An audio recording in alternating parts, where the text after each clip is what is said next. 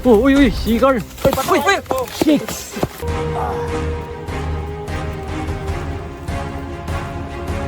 Akala namin pagdating sa ibabaw magkakaroon na ng linaw papunta sa tugatog ng Bariwin. Ngunit para lang kaming nasa loob ng isang maze, pachamba-chamba na naghahanap ng daan palabas. Pagkarating namin sa ibabaw, nag-alangan kami kung itutuloy pa namin mag-explore dahil sa kapal ng palahiban at nagkalat daw dito ang mga makakamandag na ahas. Okay, ilang oras natin tataakin yan? Ang sabi mo, lahat, pag dahil corona, gaganon lang oh. Ang resulta, napaupo nila sa pagod ang ilan sa amin na para nagdarasal na mayroon pang lagusan mula rito na madaraanan papunta sa ibang waterfalls o ilog. Pero mataas na bangin na ang hangganan nito. Yun yung summit ng Mount Bariwin.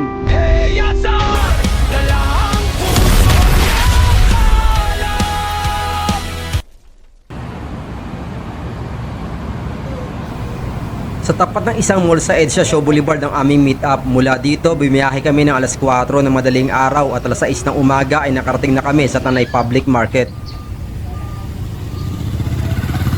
Dito ay halos tumagal kami ng 2 oras para bumili ng babaunin sa kabundukan. Pagkatapos ay umarkila kami ng 2 tricycle hanggang sa Barangay Daraitan. 500 pesos ang pinagasunduan sa bawat tricycle. Inabot din ng halos 45 minutes bago makarating sa Barangay Daraitan sa eksaktong bahay ng aming guide. Sige po, maraming salamat po. Sige po, Nay. Sige po, ingat kayo. Okay.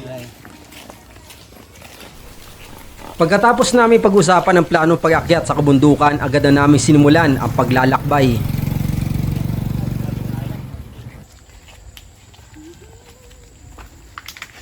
Ang jump off natin dito sa Barangay Daraitan. Kaya mula dito kitang-kita yung bundok ng Daraitan. Ito yung madalas na inaakit ng mga hikers and mountaineers dito sa Tanay. Pero hindi Mount Daraitan yung aakitin natin ngayon. Ang aakitin natin yung bundok ay yung Mount Bariwin at saka Mount Tandong na nasasakop na ng probinsya ng Quezon. Mga 20 minutes lang, hindi na sementado yung dinadaanan natin. Rough road na. May sea of clouds. Makikita mo na Sa pag-angat namin sa kabundukan, nadaanan namin ang isang signage na nakasabi sa gitna ng trail sa bandang kanan. Ito ang direksyon papunta sa Eco Lodge and Campsite na kung tawagin ay Kutabong Liw. ito po ang Kutabong Liw. So pagpasok mo dyan, few steps from here, yung properties overlooking. So may sea of clouds in the morning. Tapos may natural pool.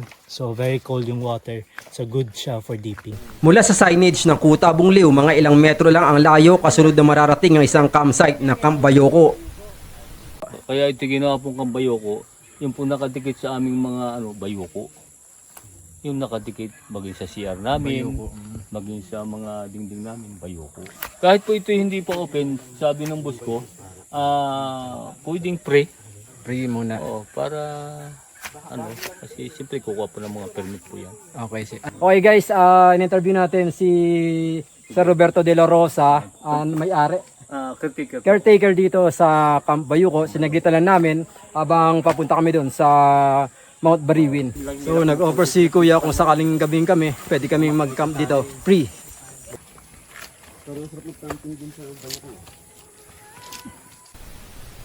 Hindi naman masukal at matarik ang mga trails dahil ito ay madalas nang dinadaanan ng mga lokal na nakatira sa ilang baryo ng kabundukan. Ngunit dahil sa nagdaang pag-ulan sa nakalipas na araw, naging masyadong maputik ang daan kaya ilan sa amin ay napilitan na magpaa dahil sa lagkit ng putik. Kala ko tapos na. Oo, panimula lang. Hanggang dito pa pala sa taas. Mas lalo pang lalagit yan.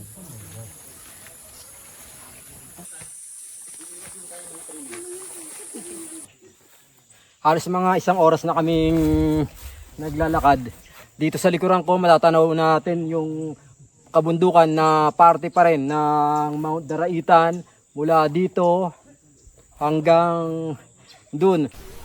Sa pagpapatuloy pa ng aming paglalakbay parang walang katapusan ng mga mapuputik na trails. Kaya yung mga nakasuot ng sandals ay napilitan ng magpaa. Dito, sa may kabila. Dito sa long trail. ay, long train. Traverse. Ay, Hanggang sa makalipas ang 1 oras, mukhang narating na namin ang boundary ng probinsya ng Rizal at Quezon. mukhang narating na natin yung hangganan nitong Rizal at ng General Nakar Quezon dahil meron ditong karatula. So, yun, Sitio at Buran, Barangay Pagsanggahan, General Nakar Quezon, maligayang pagdating. Ngayon, itong trail na pinaglalakaran na natin ay bahagi na ng Quezon Province. So itong mga bandang Quezon, yung kabundukan dito na parte pa rin ng Sierra Madre, ito na yung south side o katimugang bahagi ng Sierra Madre. So sa ngayon, mga halos 2 oras at kalahati na tayong naglalakad. At ngayon natatanaw natin yung magagandang view ng mga kabundukan. So dito ang tawag daw nila dito, sabi ng ating guide, Mount Bilukaw. So mas lamang dito yung mga trail na sobrang putik. At bago pa namin marating ang campsite, maraming mapuputik na trails ang aming pinagdaanan.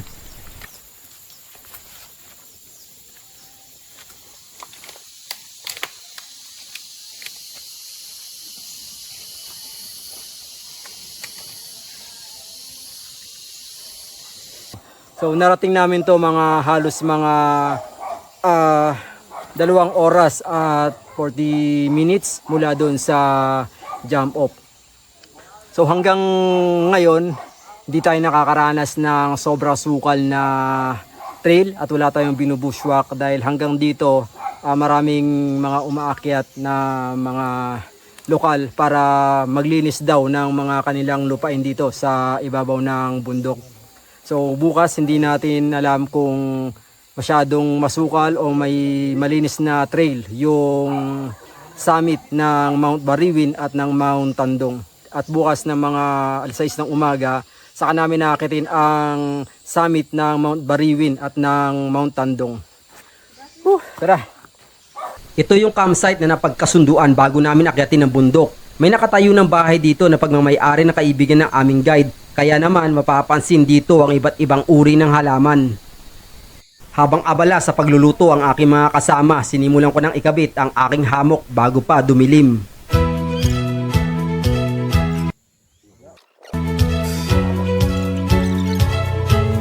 Okay, yun.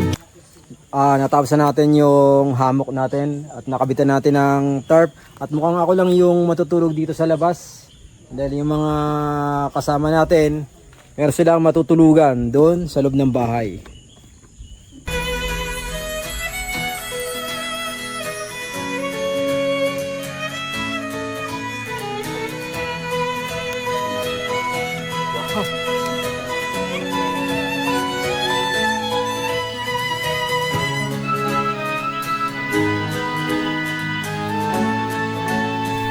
Magdamag bumuhos ang malakas na ulan, mabuti na lang huminto ito kinaumagahan.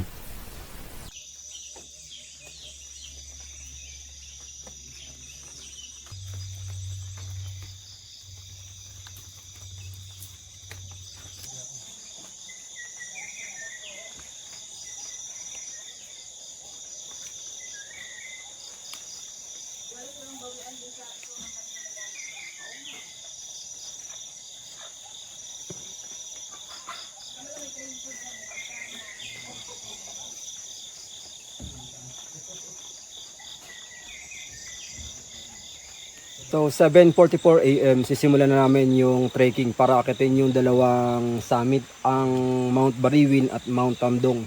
Dito pa lang sa campsite, makikita na natin yung summit ng Mount Tandong, pero hindi kami pwedeng dumaan dito dahil masyadong matirik tsaka mabato yung akyatin dito. Halos mga nasa 90 degrees, so kung dito ka dadaan, kailangan mo ng rock climbing. Okay, let's go!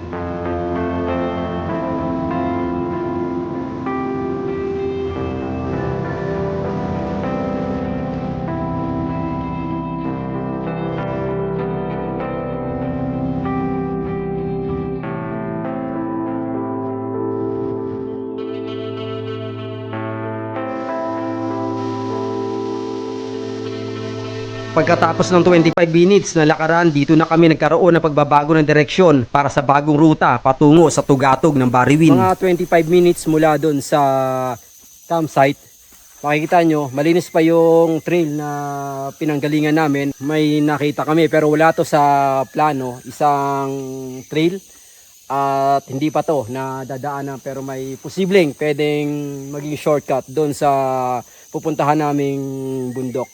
So medyo masukal at nandun na yung mga kasama natin sa taas. Kaya tuloy na natin to. Go! Ayon sa ating guide, kung susundin ang tamang trail ng Bariwin, aabutin ito na 3 oras. Sa ngayon, wala tayong idea kung ilang oras bago marating ang tugatog ng Bariwin dito sa panibagong trail. So yung kasama natin sa likod, yung ating guide, si Andrew. Pagkarating namin sa ibabaw, nag-alangan kami kung itutuloy pa namin mag-explore dahil sa kapal ng talahiban at nagkalat daw dito ang mga makakamandag na ahas. Baka ilang oras natin tatahakin yan, hindi natin alam. Mahalaga mahangin. Problema na yun, kakapusin na ako sa tubig. Hindi, okay lang yan. Exploring the unknown. Ano sir, explore tayo o? Sige, explore kayo. Sige. Let's get around! Kahit si Andrew, ang aming guide, ay nag-alangan ng sumama sa amin. Pakiramdam niya, wala nang patutunguhan ng aming ginagawa. Layo pala ng Bariwin eh. Yung corona. Ayun nga corona. Pero yung Bariwin yun. Sa corona tayo. Tapos tayo sa ibabaw pa. Mag-corona? Ay, hindi ko silang sigurado kung may daan doon. Oo. Dalawa ka na sarili mong daan doon. Dahil malayo na rin ang aming nilakbay, kaya itinuloy na namin kung ano man ang kahahantungan nito. Sige, bahala na kung maligaw. So tinuloy pa rin namin yung trail na to for exploring. Saka tayo papunta dito.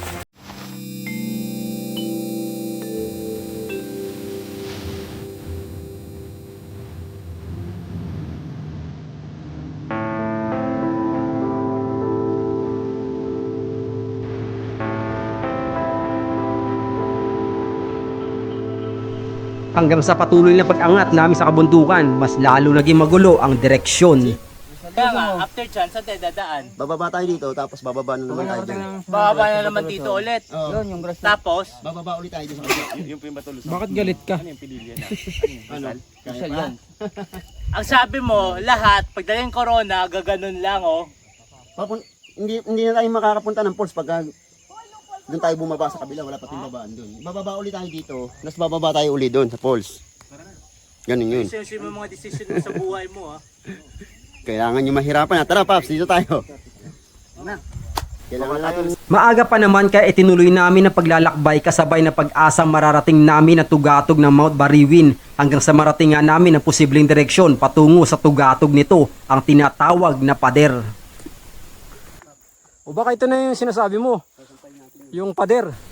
Tinawag itong pader dahil sa mga limestone na halos bumubuo sa ibabaw ng bundok ay halos napakatarik at nangimistulang harang at hindi namin akalain na kinakailangan pala namin itong akyatin. So may makita man kaming trail o wala, tuloy namin to, yung tinatawag na pader. Okay, rock climbing tayo. Woo!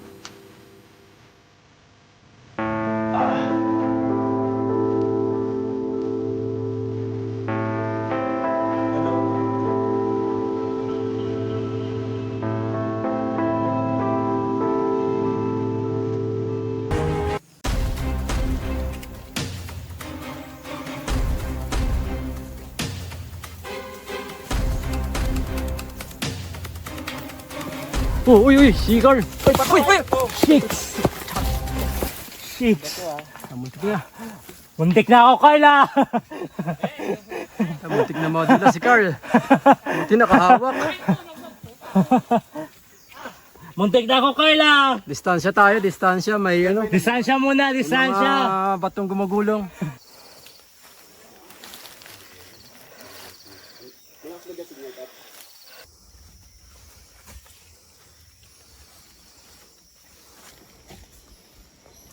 Sambot. Dito ka na. Tumulas ka. Wait lang. Sige.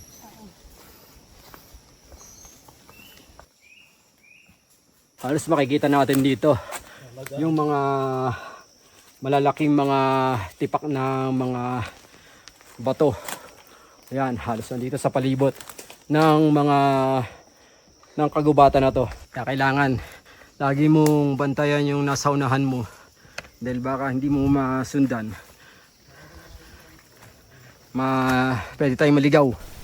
Mahigit kalahating oras ang aming pag-akyat dito sa mabatong parte ng bundok at pagsuot sa kagubatan. Akala namin pagdating sa ibabaw magkakaroon na ng linaw papunta sa tugatog ng Bariwin. Ito na yung peak ng wall na inakyat natin kaganina. Ngunit para lang kaming nasa loob ng isang maze, pachamba-chamba na naghahanap ng daan palabas. Patay.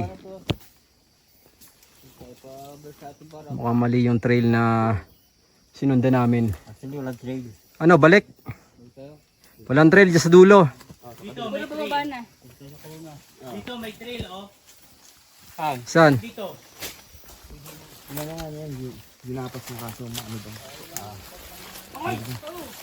So, walang trail dyan. Saan yung trail dyan? Hindi daw to eh.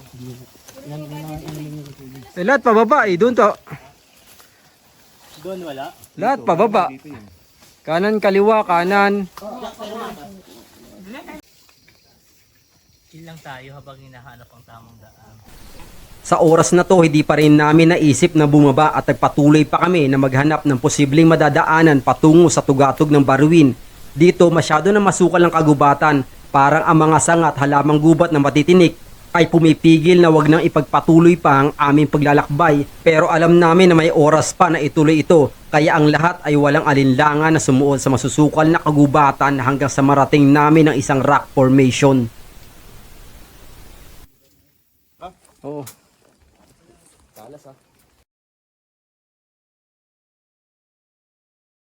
Sobrang matatalim yung mga bato dito.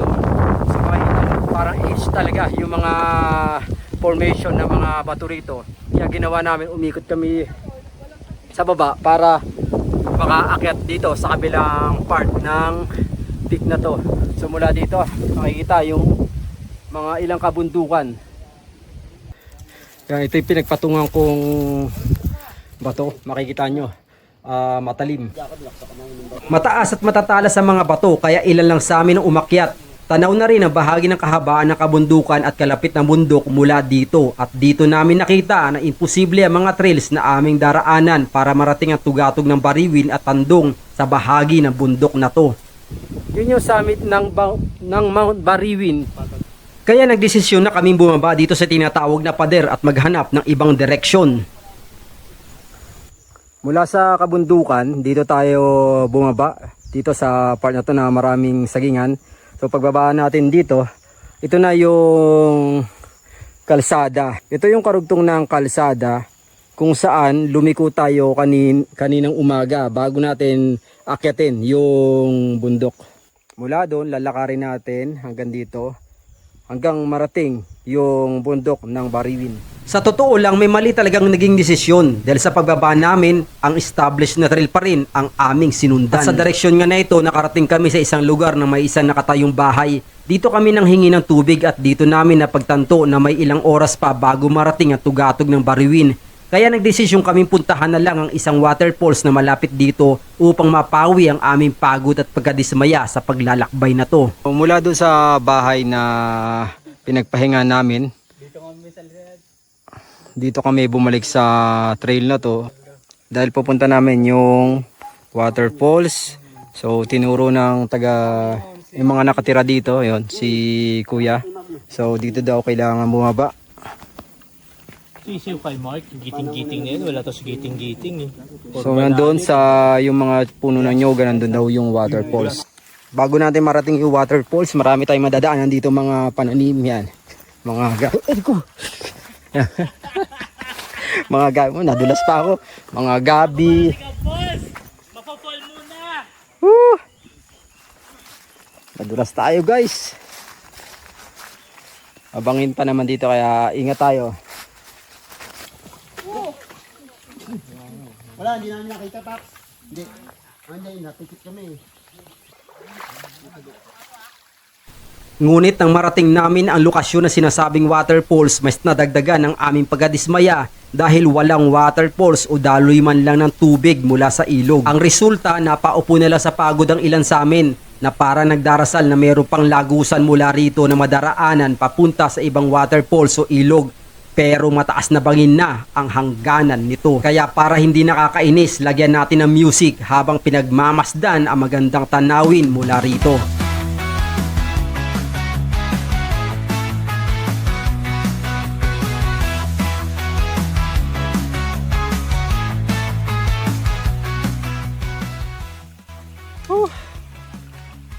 Balikan naman tayo.